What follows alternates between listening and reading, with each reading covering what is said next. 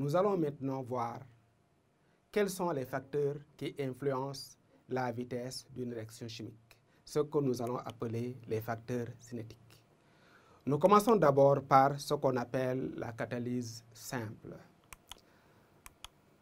Catalyse simple, donc, situation, nous nous proposons d'étudier la réaction chimique entre les ions peroxyde du sulfate, S2O8 et les ions iodure I- dans deux conditions différentes. Pour cela, nous allons prendre un bécher dans lequel se trouve le mélange réactionnel entre les ions S2O8 et les ions I-. Nous allons prendre deux béchers que nous allons appeler 1 et 2 et verser le contenu du grand bécher dans les deux béchers. Vous allez constater avec moi alors que, comme c'est le contenu du grand bécher qui sera déversé dans les deux béchers donc vont avoir des solutions de même concentration. Et nous allons faire en sorte aussi de les distribuer équitablement. Dire que donc le bécher 1 et le bécher 2 contiennent la même quantité de mélange réactionnel. Ces deux béchers sont également dans les mêmes conditions expérimentales. Ce que nous allons faire maintenant, c'est d'ajouter à un des béchers une solution aqueuse contenant des ions Fe3+.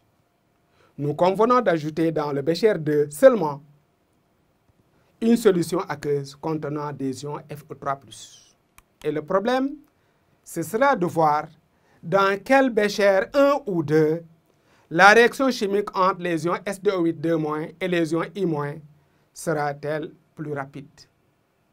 Voilà donc deux béchers. Un des béchers contient S2O8 I-. L'autre bécher, la même chose, mais on y ajoute une solution aqueuse contenant des ions Fe3+. On va d'abord voir quelle est la réaction chimique responsable de l'évolution du système dans le bécher 1. Les couples en présence dans le bécher 1, c'est S2O8 SO4 avec son potentiel normal, I2I- avec son potentiel normal. Et en comparant les deux potentiels normaux, on peut prédire la réaction chimique qui va se passer entre ces deux couples. Et la règle de gamma permet bien de prédire que nous allons avoir S2O8 qui va donner SO4 Et dans l'autre couple, nous avons I- qui va donner I2. Nous constatons ici que le nombre d'électrons qui a été capté dans la demi-équation de réduction est égal au nombre d'électrons qui a été cédé dans la demi-équation d'oxydation. Et le bilan donne alors S2O8 plus 2I- qui va donner I2 plus 2 SO4 Ce que nous allons remarquer maintenant, c'est que les ions en présence S2O8 et I- sont des ions qui ont des charges de même signe. Et donc, du fait de la répulsion électrostatique en deux charges de même signe, il y aura une difficulté pour mettre ensemble les ions S2O8 et les ions I-. Et donc, la réaction chimique sera encore davantage lente du fait de la répulsion électrostatique. Maintenant, on va voir quelles sont les réactions chimiques responsables de l'évolution du système dans le bécher 2. Dans le bécher 2, nous avons trois couples, S2O8 SO4 Fe3 plus Fe2 et I2I-, avec pour chaque couple son potentiel normal. On va d'abord voir la réaction chimique entre Fe3 et I-. La règle de gamma permet de prédire l'oxydation et la réduction entre ces deux couples-là. 2 Fe3 plus un électron donne Fe2+.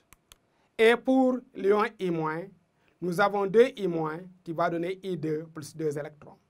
Comme nous avons déjà équilibré les charges et les atomes, nous allons donner l'équation bilan. 2 Fe3 plus 2 I- qui va donner I2 plus 2 Fe2+. Voilà donc une première réaction chimique dans le bécher 2. Et qu'est-ce que nous remarquons? L'ion Fe3+ est chargé positivement, l'ion I- est chargé négativement. Ces deux charges de signe contraire vont s'attirer. L'attraction électrostatique entre ces deux charges de signe contraire va accélérer la réaction chimique entre Fe3+ et I-. Nous allons donc avoir ici une réaction chimique rapide, en tout cas plus rapide que la réaction chimique entre S2O8 et I-. C'est le bilan 1. Maintenant, la réaction chimique entre Fe2+ et S2O8 Les deux couples en présence avec la règle de gamma.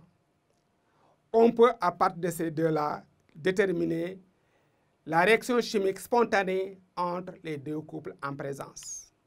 S2O8 va donner SO4 Ensuite, nous allons avoir Fe2+ qui va donner Fe3+.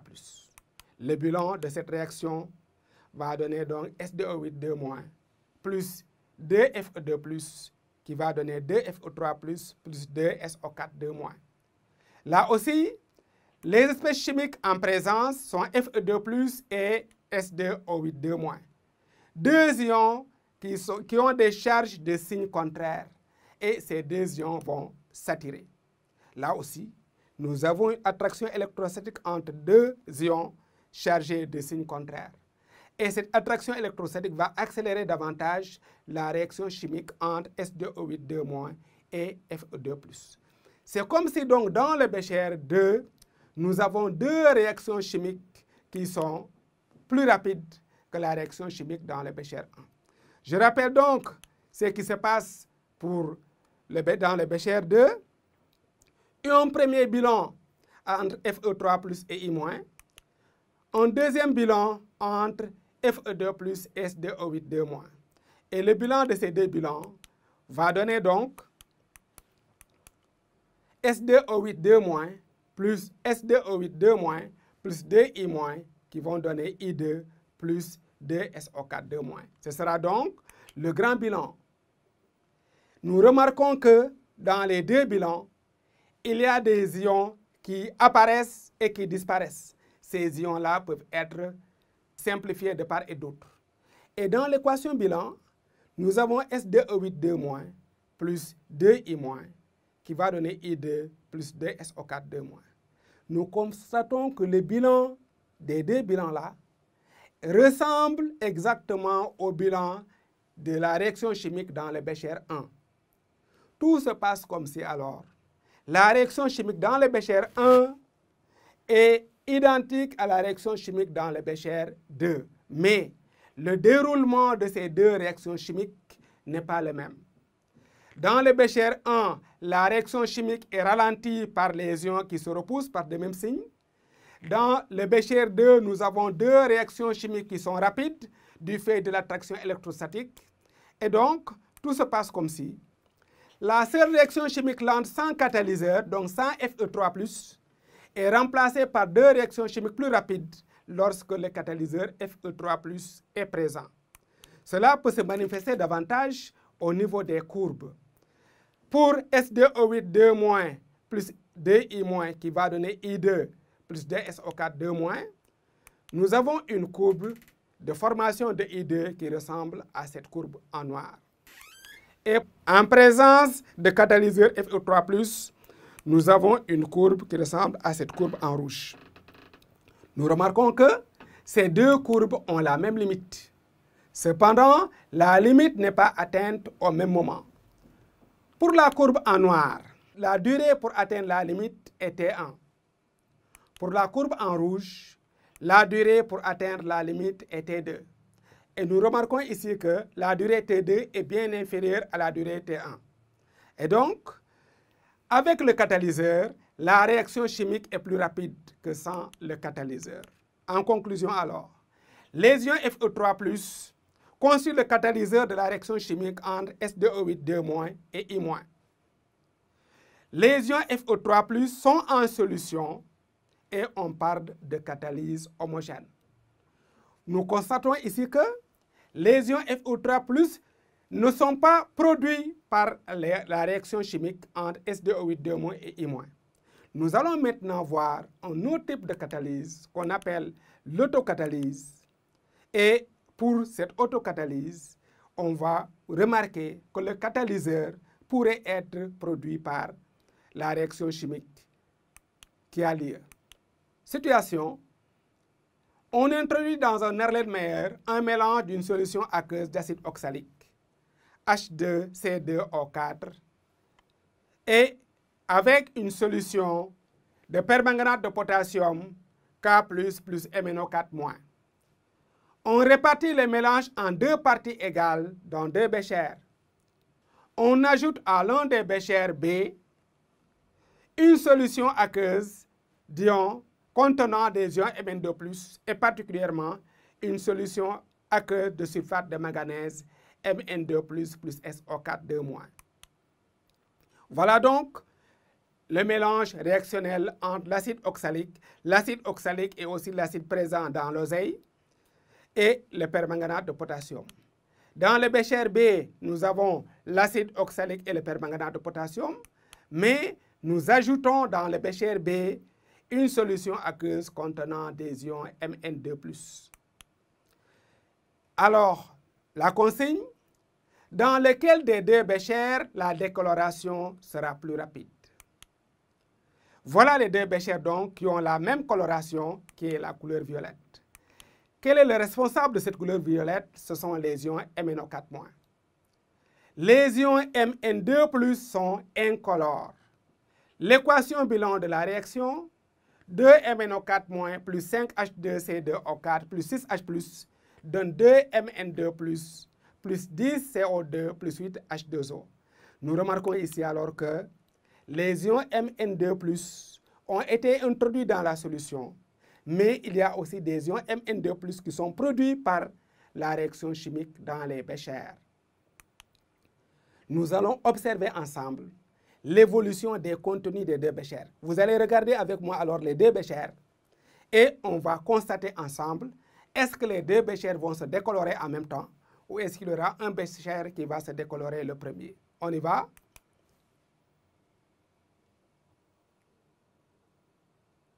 Qu'est-ce que vous avez remarqué? Est-ce que les deux béchers se sont décolorés en même temps? Non. Vous avez constaté que le bécher B s'est décoloré plus rapidement que le bécher A. Et c'est dans le bécher B qu'on a ajouté les ions Mn2+. Observation alors, la solution A se décolore plus lentement que la solution B, ou si vous voulez, la solution B se décolore plus rapidement que la solution A. Une explication à cela, ce sont les ions Mn2+, qui sont responsables de cette décoloration. Les ions Mn2+, responsables de cette décoloration, sont également produits par la réaction chimique. Ces ions Mn2+ ont augmenté la vitesse de la réaction chimique entre MnO4- et H2C2O4. En conclusion, les ions Mn2+ constituent un catalyseur de la réaction chimique. Et comme ils sont produits aussi par la réaction, on va parler d'autocatalyse. Voilà donc deux types de catalyse. La catalyse simple, où le catalyseur n'est pas dans la réaction, et l'autocatalyse, où le catalyseur est également un produit chimique de la réaction. Nous allons maintenant voir un autre facteur cinétique, c'est la concentration des réactifs. Une situation, on va suivre donc la réaction chimique entre l'eau oxygénée et les ions I-. Et on va tracer la courbe, et à partir de la courbe maintenant, nous allons déterminer des vitesses de formation et les comparer. Voilà la courbe de formation du diiode en fonction du temps. Une courbe donc croissante. À l'instant T, il n'y a pas encore de diiode formé. Le problème, c'est de déterminer graphiquement la vitesse de formation du diiode à t égale 0, à t égale 3 minutes et à t égale 5 minutes. Comparer les vitesses calculées et préciser dans quel sens elles varient. Identifier le facteur cinétique responsable de ces différences. Préciser dans quel sens le facteur cinétique fait évoluer la vitesse. Voilà donc la courbe. À l'instant t égale à 0, nous savons déterminer la vitesse instantanée de formation à n'importe quelle date. Particulièrement à t égale 0, qu'est-ce qu'il faut faire? Il faut tracer la tangente à la courbe à l'instant t égale 0. Et vous savez aussi tracer la tangente, prendre 2 points suffisamment éloignés sur cette tangente, et ensuite, tout calcul fait, vous trouvez V0 égale 2,03, 10 puissance moins 2 moles par minute. À l'instant T1 égale 3 minutes, nous faisons la même chose. On projette la date sur la courbe, on trace la tangente. Ensuite, par la méthode que nous connaissons, nous déterminons la vitesse à T1. On trouve une vitesse égale à 1,64, 10 puissance moins 2 moles par minute. À l'instant T2 égale 5 minutes, on fait la même opération, on trace la tangente et 2 points sur la tangente, tout calcul fait, nous trouvons 8,95, 10 puissance moins 3 moles par minute. On peut comparer alors ces 3 vitesses calculées. Constat, la vitesse V0 est supérieure à la vitesse V1. Vous avez bien vu les valeurs. La vitesse V1 est supérieure à la vitesse V2. Tout se passe comme c'est alors. Et c'est exactement ça. La vitesse décroît au cours du temps. C'est ce que nous constatons. La concentration des réactifs est le seul facteur responsable de la différence entre les vitesses. Parce que les deux béchers sont dans les mêmes conditions, même température. Et donc, ce qui se passe, c'est que c'est la concentration qui est le seul élément qui varie au cours du temps. La concentration des réactifs varie, parce que les réactifs sont consommés. Et nous constatons ici également que la vitesse diminue. Et cette concentration des réactifs constitue un facteur cinétique. Comme conclusion alors, la vitesse de combustion d'une réaction chimique est d'autant plus grande que la concentration des réactifs est élevée. Et nous regardons ici, attention à l'instant t égale à 0. Vous avez remarqué avec moi qu'à l'instant t égale à 0, la vitesse non seulement elle est élevée, mais elle est la plus grande de toutes les vitesses qu'on aura calculées après. Pourquoi? Parce qu'à l'instant t égale à 0, la concentration des réactifs est maximale et quand le temps passe, la concentration des réactifs diminue et la vitesse va également diminuer. Voilà encore un autre facteur cinétique.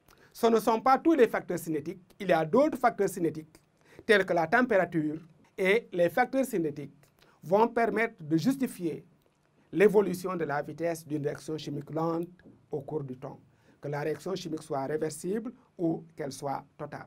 Voilà donc en ramassé quelques indications sur les parties clés de la leçon sur la cinétique chimique, avec des exemples à l'appui.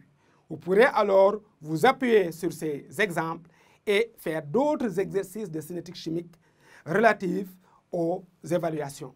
Et ensemble, on pourra voir est-ce que vous avez compris ou est-ce qu'il y a encore des difficultés.